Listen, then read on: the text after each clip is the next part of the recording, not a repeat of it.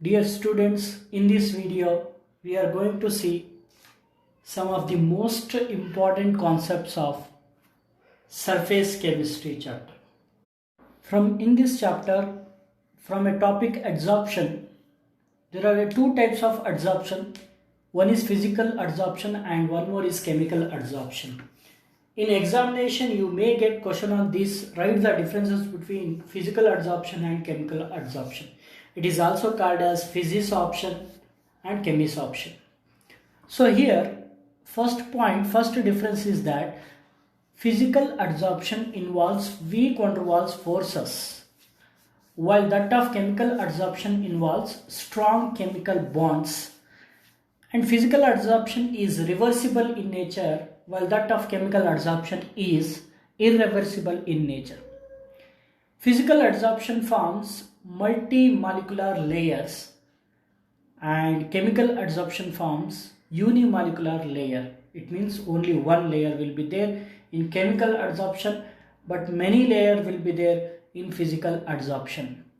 And physical adsorption is not a specific in nature, while chemical adsorption is highly specific in nature. These are the four differences between physical adsorption and chemical adsorption. You can remember this. You may get question in annual examination about this. Write the differences between physical and chemical adsorptions. Next topic about salts. There are two types of salts based on affinity between dispersion phase and dispersion medium. One is lyophilic salt and one more is lyophobic salt. Philic means great affinity. Phobic means less affinity or no affinity. Here DP, dispersion phase, has more affinity for dispersion medium, while lyophobic salt contains no affinity. DP, dispersion phase, has no affinity for dispersion medium, means less affinity in lyophobic salt. In philic salt, more affinity and lyophobic is less, no affinity. Here next difference is lyophilic salt can be prepared by direct mixing of dispersion phase and dispersion medium, while lyophobic salts can be prepared by special methods only. Next difference is lyophilic salt is highly stable and lyophobic salt is less stable or unstable. Next difference is lyophilic salt is reversible in nature, while that of lyophobic salt is irreversible in nature. These are the four differences between lyophilic salt and lyophobic salt. You may get a question in annual examination for 2 marks that write the differences between lyophilic salt and lyophobic salt. You can write any 2 differences or 3 or 4. So next we are going with properties of colloids. A topic is their colloids. In that, properties are there. I am taking 3 properties. One is Tyndall effect, Brownian movement and electrophoresis. In that, first one is Tyndall effect. Here Tyndall effect is one of the optical property of colloids.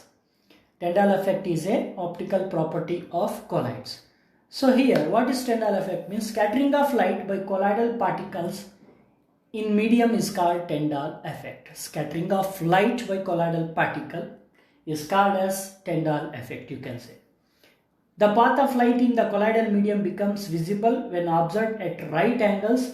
The illuminated path within the medium is called Tyndall. You can observe the diagram. You can draw diagram. If this is asked for 2 or 3 marks.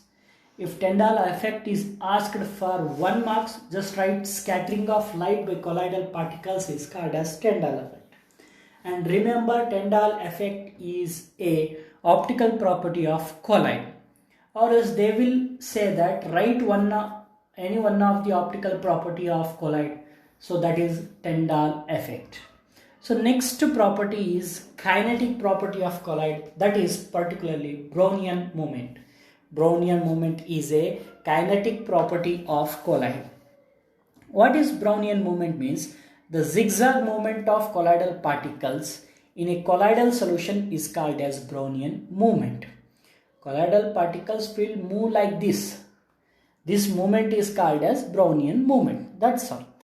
Remember, Brownian movement is a kinetic property of colloid.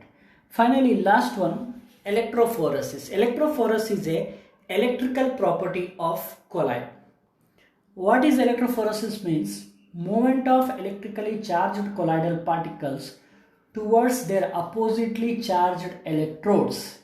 When the colloid is placed in an electric field is called as electrophoresis.